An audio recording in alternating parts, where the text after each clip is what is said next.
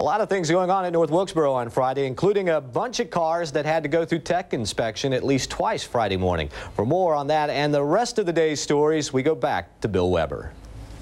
John, a lot of us called this an off week for the Winston Cup teams, and that's not exactly true. Many of them were testing in places like Martinsville and Talladega, in addition to getting ready for Sunday's running of the First Union 400. This morning, just after sunrise here in North Wilkesboro, 42 rigs rolled into the Winston Cup garage, and the first order of business for those teams, trying to get their cars through NASCAR inspection. And that was not an easy task. NASCAR flagged nearly 30 teams for having too much rear-end camber. Camber is the angle at which the tire attacks the track, and each car must not exceed the maximum allowed by the rules. That sent teams scrambling to correct the problem before they could go out on the track to practice. One team that scrambled all day, Ricky Rudd's Tide Ride. He crashed hard in testing at Martinsville, qualified 41st of 42 cars, and is still a little sore from this week's wreck.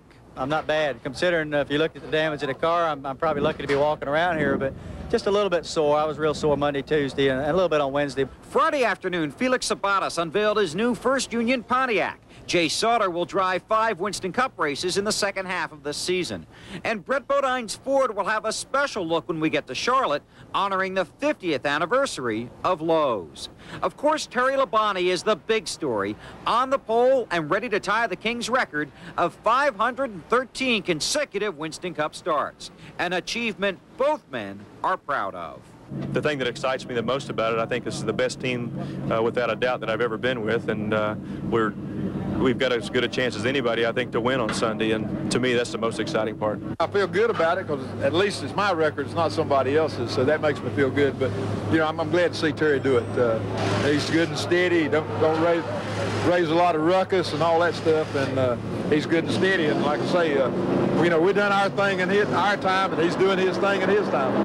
Well, Friday was a big day for both Terry Labonte and Richard Petty. Labonte, of course, got his 3rd pole of the season, and the Kings car with Bobby Hamilton qualified 4th.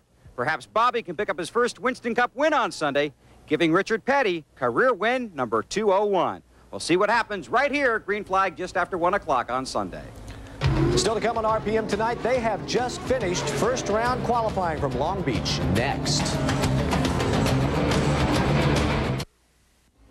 Don't forget to check out final round qualifying for the Toyota Grand Prix of Long Beach Saturday night, 6:30 Eastern, right here on ESPN2. After spending several weeks on the road, including trips to Brazil and Australia, the CART PPG IndyCar World Series returns to stateside action this weekend. Practice and first round qualifying underway for the Toyota Grand Prix of Long Beach. And we go to action in the early session. That's Scott Pruitt in front of Robbie Gordon. Gordon looks like he gives him a little tap. Well, Gordon was only 11th fastest. Pruitt wound up 3rd fastest.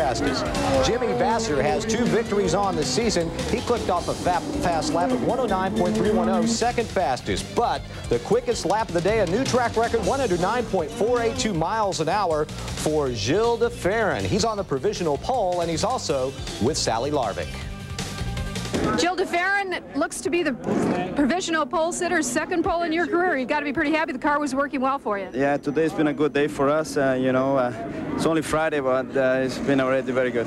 What about the track? Does it seem safer to you than it has last year? Yeah, I think so. The little modifications that the promoters did on the track are working really well and made a safer game for everybody. And you ran in the 52s. What's different about your car?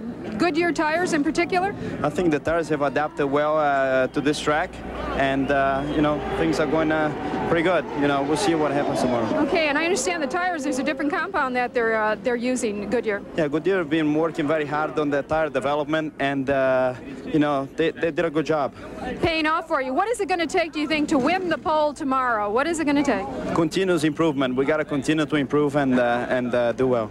Okay, Gilles de Ferran sits on the provisional pole today. He hopes to sit on the pole tomorrow. Thank you, Gilles. You bet. Thank you.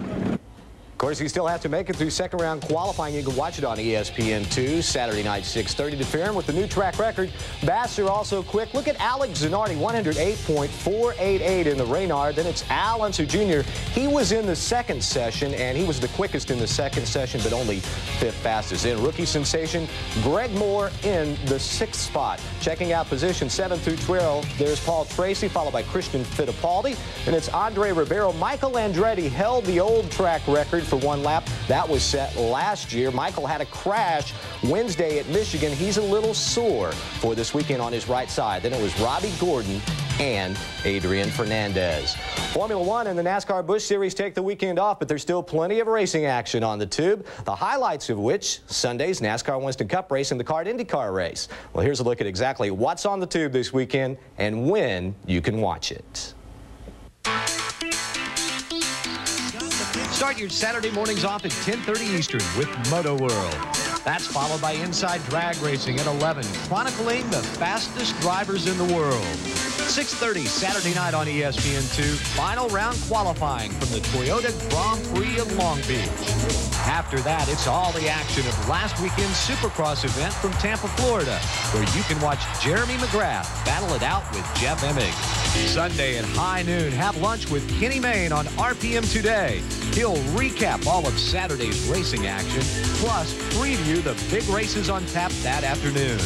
NASCAR Today takes over both ESPN and ESPN2 at 12:30 Eastern to preview the first Union 400 NASCAR Winston Cup race. Then sit back, relax, and enjoy as ESPN brings you live coverage of what could be the final NASCAR Winston Cup race at the North Wilkesboro Speedway.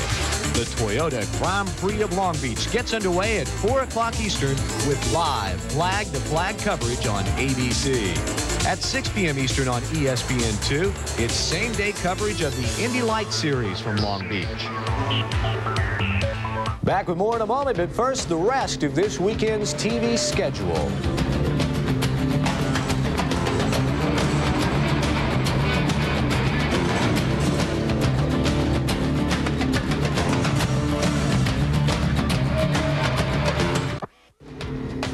RPM Tonight is being brought to you by Pep Boys. 26,000 items at the guaranteed low price. Tires and service, too. Everything but gas. Another quick reminder to catch up on all the weekend's racing action right here on ESPN2. Sunday at noon, Kenny Mayne previews all the big races on RPM Today. At 8 o'clock Eastern, it's RPM Tonight, the most comprehensive wrap-up show around right here on The Deuce. More first-round qualifying from Long Beach. In the 13th position is Parker Johnstone, 107.4. He's followed by Emerson Fittipaldi. Then it's Bobby Rahal in the 15th spot. The Reynard, 106.842 miles an hour. Teo Fabi, who's replacing Blundell in the Pac West ride for this race, probably this race only. He was 16th fastest. He's followed by Boiselle and Brian Herta in the 18th position. Then it's Maurizio Gugelmin, Jeff Krosnoff, Stefan Johansson, Eddie Lawson, and Hiro Matsushita. Just 23rd. Positions 24 through 27. Richie Hearn making his first kart race this year. Remember, he runs over on the Indy Racing League. Then it's Juan Fangio, Jourdain, and Dennis Vitello in the Lola. Well, we told you about this several weeks ago, so we thought we better bring you up to date as the competition for the 96 Camel Trophy rolls on.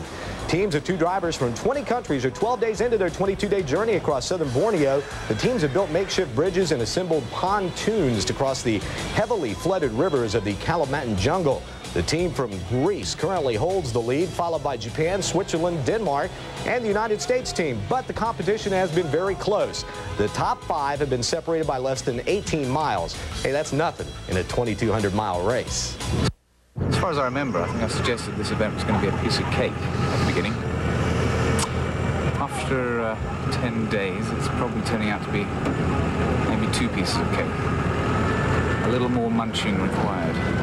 Terry Labonte has a big brunch planned Sunday afternoon at the First Union 400. He starts his 513th consecutive NASCAR Winston Cup race from the pole after a lap of 116.659 miles an hour. Elton Sawyer, another big surprise, his unsponsored car, starting second, 116.159. The Supercross Series opened practice Friday at the Silverdome in Pontiac, Michigan. On the line this weekend, the 250cc title, and Jeremy McGrath can wrap it up by finishing 18th or better regardless of what Jeff Emig does. McGrath not only goes for his 12th straight win this year, but he also guns for his 4th consecutive Supercross crown.